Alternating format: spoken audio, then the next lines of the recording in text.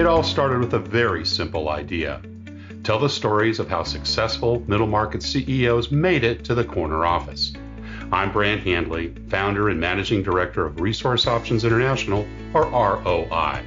We're the USA's premier executive search firm focused exclusively on empowering middle market companies to attract, hire, and retain A players while transforming top executives' careers and lives.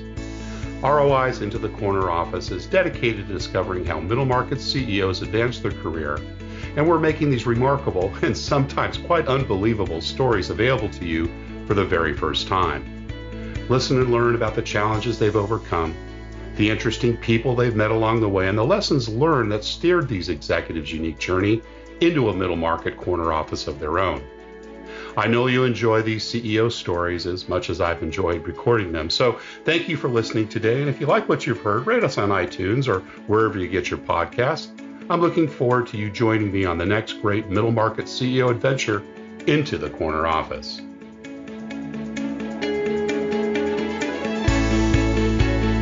My guest today is Mark Rutledge, president of TruPay.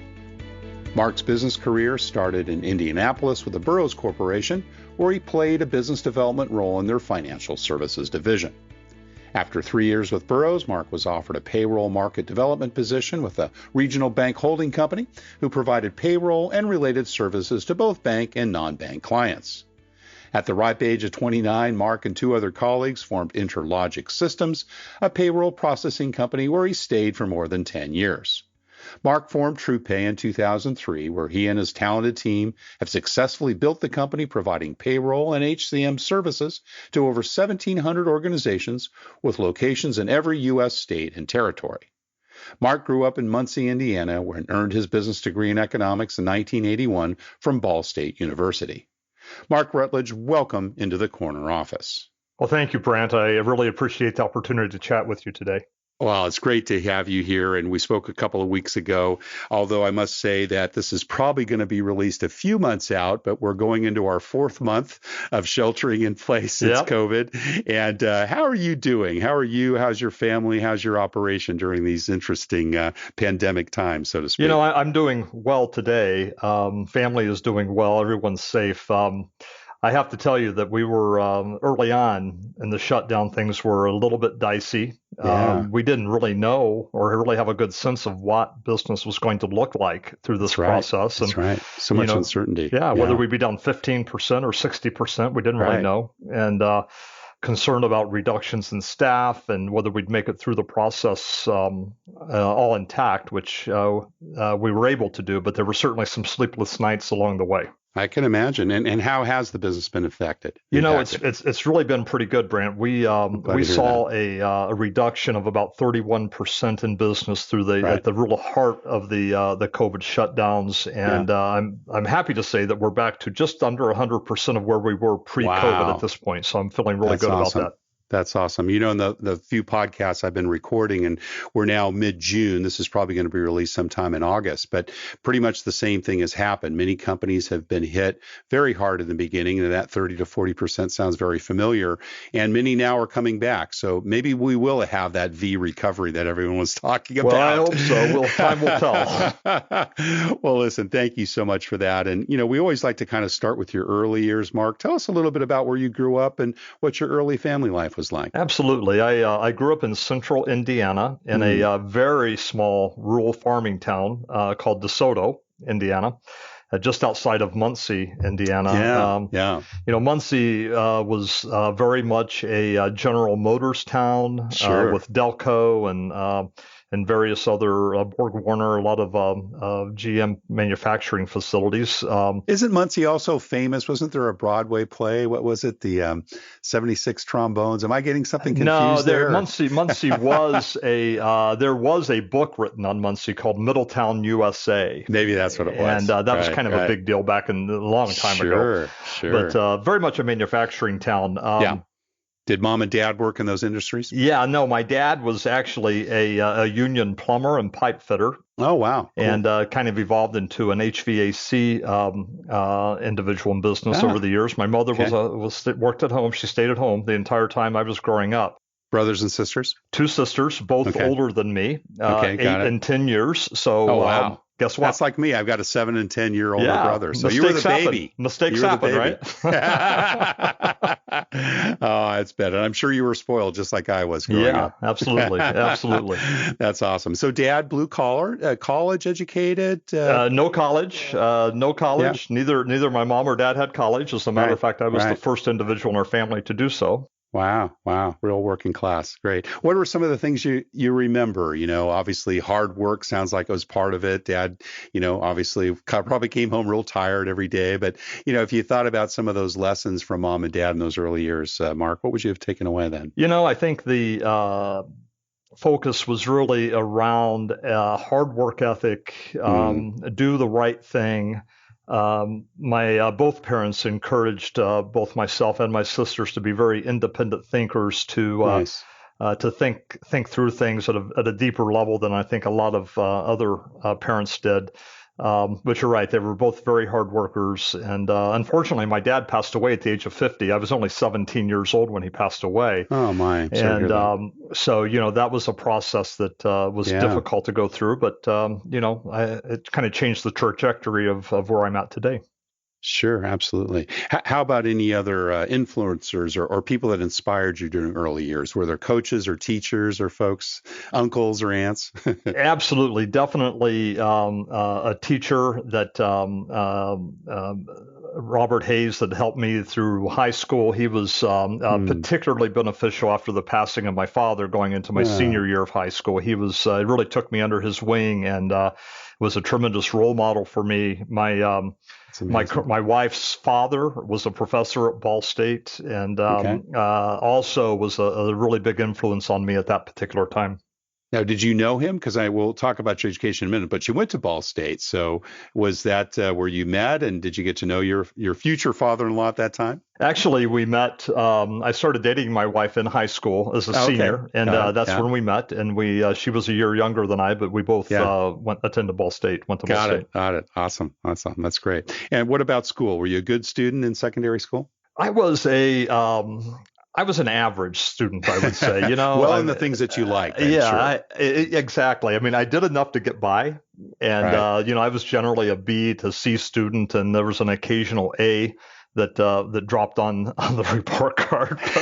But it really wasn't until my junior year of college that I really kicked into gear a little bit. But I mean, I did okay. I just it wasn't that much of an interest to me. I didn't really have to study that hard to get B's and C's, and it was just wasn't a priority for me at that time. What were your distractions? Sports, music, theater? Well, sports, certainly sports and work. I've worked just about every day since I've been 16 years old. So, I was active in various sports in high school, basketball, football, and doing a lot of different things, just like a lot of other kids. I was never a star at any of them, but I enjoyed the competitiveness of sports. Right.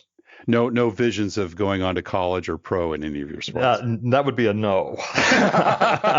Absolutely not. You knew your limitations. Absolutely That's important as well. Good management, leadership lesson early on. That's right. What about entrepreneurial things, Mark, when involved? Did you have the ubiquitous paper route, or did you, do other things, mow the lawns, et cetera? Absolutely. I mowed the lawns. I did chores. I did whatever I could to earn a few dollars. I remember I got $4 a week for mowing my neighbor's yard, and nice. And it took me like 3 or 4 hours to do it. So $1 an hour. But it was whatever. That was real money. Yeah, it was real money. It was real money. What'd you do with that pocket money? Was it kind of expected you'd put it aside to save for college? Did you have some vices you enjoyed while growing up? A little bit of both. I mean, I was a saver. I like to save money, and I like to earn it. And then I usually had something that I was kind of shooting for, a goal that I wanted to attain.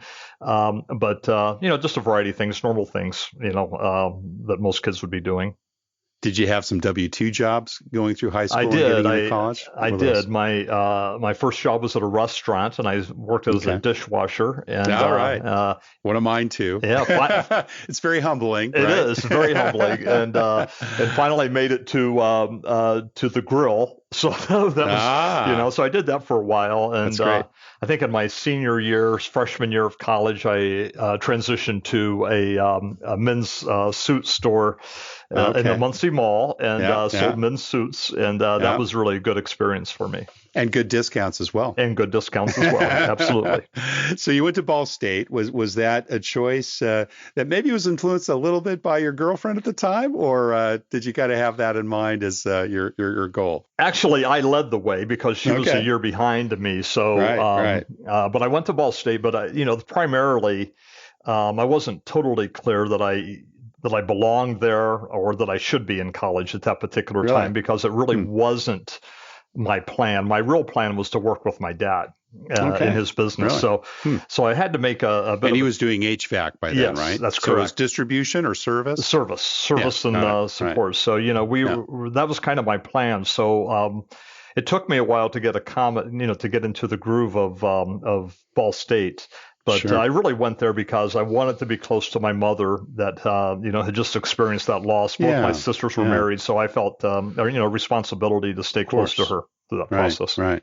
Yeah, and that wasn't too far away. Ball State was fairly close by. Yeah, Ball State is it's in Muncie. It's in the same city. Hence why your future father-in-law worked there, right? That's right. Correct. That's close enough. And you studied 3 interesting topics like economics, sociology, and U.S. history. What kind of led you down those roads? I think in the first 2 years of school, I really focused on just general studies. I didn't really know what I wanted to do. I was not one of these kids that went to school with a plan of what my future would be.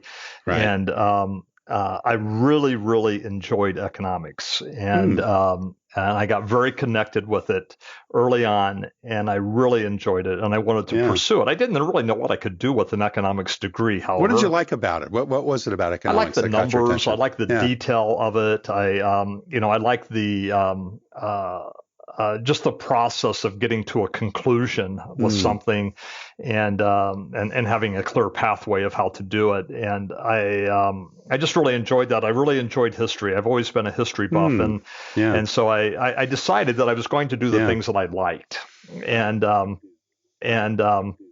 enjoyed history as well. They did dramatically, actually. That's funny how that works. Yeah, dramatically. Any period of history, Mark, that you liked? U.S. history, and in particular the Civil War area is certainly was something that was particularly of interest to me. But I didn't really know what I was going to do with it, so I decided, I'm going to get a teaching degree as well. So I ended up getting graduating with a teaching degree with a major in economics, U.S. history, and a minor in sociology. Right. And cool. Little did I know, teaching jobs, social studies teachers were actually being laid off in Indiana during that period of time. So right. You graduated about the same time I did. It didn't work 80s, out so well. Yeah, right. Well, you went to the Burroughs Corporation. Great company, great training ground. Did they recruit at Ball State, or how did you kind of happen upon them as your first job? They did recruit at Ball State, but I really got that job by a direct contact, not through the university. So I contacted them directly, and I knew of the company, and I wanted to go there. I wanted to go there. Yeah. Absolutely. And what was it that attracted you to them? I think the thing that attracted me mostly to Burroughs was the training and development program that they have, which is pretty extensive. Yeah, great. Well, wonderful training ground, I'm sure. And so you went right into as an account manager, handling sales. Did you have people responsibilities early on, or any leadership roles? No, not at all. I was simply a development person, and I absolutely loved that job. And I knew that I should be in sales shortly after taking that job. Yeah, and did you handle new accounts, or did they give you an existing book? How did that work? It was a lot of new accounts. It was a new business development. There was some current existing business I had to support, but the majority of it was quota driven. It was new business development for the most part. Got it. And so no leadership or management responsibilities there. When was the first time you started managing people?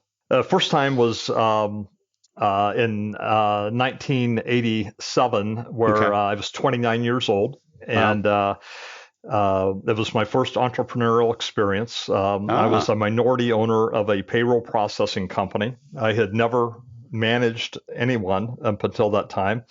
And all of a sudden, I found myself as vice president of sales, and I have to build a sales team. Wow. Now, this was Interlogic. Is that the That's company you were correct. talking about? Yeah, Okay, got it. Interlogic Systems. And so you were a founder there as well. I was, yes. Okay, Yeah. got it. Yeah. Got it.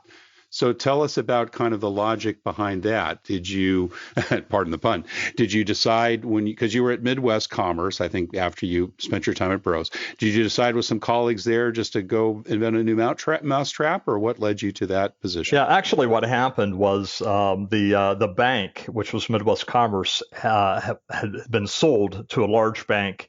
And that particular bank had a relationship with a competitor of ours, ADP, and they sold the business to ADP. So we really had an option to transition to another role within the bank or do something ourselves. And we decided to do something ourselves. There were three of us that started that company in 1987. Yeah. Great. And you were there for, almost 11 years. How many employees and how large did that company get to? That company grew to about 9 offices. We were at that time one of the top 10 independent providers in the country. And so that we had probably about, I think maybe around 100 employees, 110 employees at that time. Wow. Awesome. And what were some of those early leadership lessons that you learned taking people, through the management ranks, so to speak? I think the primary one for me was really always try to be genuine and real. And I don't try to be genuine and real and be relatable to try to put yourself in the position of your audience. Be respectful. It doesn't matter if you're talking to the CEO of the company or a receptionist. Give the same respect to both, and then just follow up. Don't let go of that. And I was very focused on that with our team. Yeah. Now, was that business sold, or did you move on to? Because I know that you went to work for CNA, which I think is an insurance company, right? It is. Yeah. And So tell us about that transition and what led you from Interlogic to join a larger company. The company was sold in 1998 to CNA, and it was sold. It was sold actually to CNA, and they were making a move into the payroll processing business that we were in. And so I worked for them for, about 4 years, three to 4 years before. So that was a nice transition. Did you and your founders get a chance to participate a little bit in the fun of selling a company at that stage? We did actually. And that was a fun time. And, that was I say it was a fun time, but I was a minority owner, and I probably would not have, if it were my company at that time, would not have sold it. But there were a lot of benefits to doing so. Yeah. And you stayed on for a period of time there, obviously. And then TruPay Corporation, where you're currently president, you've been there for, almost a little over 17 years, I think, or just coming up on that birthday. Is that a company that you founded then, or tell us about your transition? Okay, cool. So what was kind of the motivation around that? Well, CNA decided to divest themselves of 27 subsidiaries in the early 2000s because of the .com bust at that time. 2002, 2003, sure. We remember that as well. Absolutely. So we were part of the collateral damage of that. And so I found myself for the first time since I was 16 out of a job, and just took a few months off to decide what I wanted to do, but decided that I wanted to stay in this business and wanted to spin up a new company. So we actually started TruPay in the fall of 2002. Now, was that in the same, kind of general work area of the Interlogic, and were you doing pretty much the same thing, or was it a different vision, different mission? It was a different vision, and similar geographic territories, but there was a different vision and focus than the previous company had. So tell us a little bit about, kind of your mission, core values, how big you are, and what you do at TruPay. Sure. We are we're a payroll processing and human capital management company. We do not develop software. We license software from a company called Kronos, which is really a worldwide leader HR management, in time and attendance. Our team is we work with about 1,700 clients throughout the country. Wow. We're in every state and every territory in the U.S. currently. We have salespeople of course, in Indiana, throughout Indiana, Toledo, Detroit, Grand Rapids, Michigan. Kansas City is a big market for us. We have a lot of business in the Kansas City area. We are a company that has really, through the first 10 years or so, just kind of finding our groove a little bit. And I think in the last 5 years, it has really, really been fun. We are really starting to rock and roll a little bit. And, we have under 100 employees, but we're growing quickly and we're hiring quickly and trying to find people to hire. And we've really done a really good job of ramping up our sales and development teams. Do you serve a certain segment of markets or a certain size, middle market, early stage, Fortune 500? Good question. We do service publicly held groups where I consider us to be mid-market. Our primary base are really clients between the size of, say, 150 employees up to 5,000 employees is really a good market for us. Mm-hmm. Yeah, awesome. And you provide the full service, the filings of the Form 441s and 941s. 941s, right? Thank you. Issue the W-2s and all that kind of good stuff as well. Yeah, we do all that. We really compete with most of our competitors are large publicly held groups. Yeah, like Heartland, I guess, is one. Heartland would be one. ADP, Paychex, Paylocity, some of those groups. But we have a different model. And, what's your point of differentiation? Tell us about it's that. Really service and support, and it's when you call TruPay, you're talking to Jessica at our front desk. We don't have an automated attendant. You're literally talking to someone, and I think our team is much more adept. We have a lot of seniority on our team. They take it very personally, very seriously, and we have a phenomenal product with phenomenal service. And so I always like to say, why would anyone process with anyone else but us? If they knew us, they wouldn't, but they just don't know about us. We're going to be sending this podcast to some of your prospective clients, and they'll understand why. That'll be great. Tell us a little bit about your company culture. Do you have, certain core values? What do you do to kind of ensure that, the cross to all the folks who work I think that's a great question. We are, our culture is one of openness, transparency. It's, I think those things are really at the heart of building a great culture and a great company. It starts with hiring the right people, though, and I think that's the job at that. I like to tell our people to always challenge normality. Let's don't get used to the way things are, because that's no fun. I mean, let's challenge ourselves to do better and learn better ways of accomplishing tasks that we have to do. Yeah, that's awesome.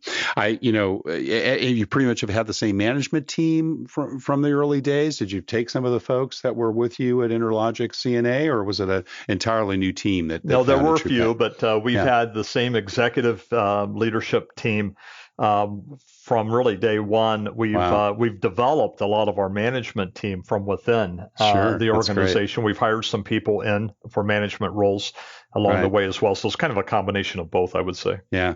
Good core Midwestern values. Absolutely. I love that. I've recently heard that CEOs are sometimes uncomfortable having their questions answered, their answers questioned rather than their questions answered. Are you in that situation? Do you ever feel like, maybe people treat you as the smartest person in the room and you can't get them to, question you? Or how do you kind of run your management suite? I hope that nobody thinks that I'm the smartest person in the room. I really focus on debate. I love for people to collaborate with me and with our team. I'm a strong believer that I truly believe this. My people are much sharper than I am in so many areas, and so I would rather us make decisions as a team and get there together versus just me making a decision. I mean, I will do when it's necessary, make the decision I think is in the best interest of the company. Sure. But I really like to collaborate, and I like a little dissent within the team once in a while. I think it's healthy. But it's hard. right? And there's a lot of folks that, despite, you telling them, look, speak up, and, my door is always open and come to me. I speak to many CEOs, in my executive search work. And of course, we've had, over 120 guests on the show by the time yours is released. And, they struggle sometimes because they'll know that someone might have a point of view, or maybe they've overheard that, someone might be opinionated, but when they get in that executive conference room, they don't bring it up. How do you kind of tease that out? Have you been in situations where, you kind of know someone might have something to say, but maybe they're reticent or shy to say it? Absolutely. And I think it's I think the key to that is really to get the individual one-on-one and just talk to them about their goals and where they're at and what they're thinking. And if I have a sense that someone is going in a certain direction, but is a little hesitant to talk about it, I really bring it up straight. I talk to them about it. I said, I feel that you have something to say, and I really would value your opinion. I mean, But you'll do that individually with them, not necessarily in a group setting. I would not do that in a group setting. I would do it individually. Good style. I would take them out to lunch, or we do go for a walk. Yeah, I mean, one of the things that we do that helps build our culture is I do one-on-ones with every employee at least once or twice a year, and we sit down, and sometimes these one-on-ones will take 20 minutes. Sometimes they take 2 hours, and but we just talk about things. We talk about their career, we talk about their families, we talk about what's happening in their life, and they tell me things that they normally wouldn't talk about, and they open up, and it's really, really good because it really helps me understand where they're coming from, and they get a little better flavor for who I am as well. How would you say your leadership style has evolved over time, Mark? Well, I think certainly I have evolved to be a more direct leader. I don't give me an example of that where maybe 15 years ago when things got started, now today, what does direct look like when it maybe didn't look that way then? Well, maybe 15 years ago, I would have something would have happened, let's say, and maybe I would have brushed it under the rug and not necessarily have brought it to the surface and talked about it. Today, I do. Life's too short, and opportunities are too rare. That's right. And I think the older you get, the more you realize the fact that you really have to do that. And frankly, people really appreciate it.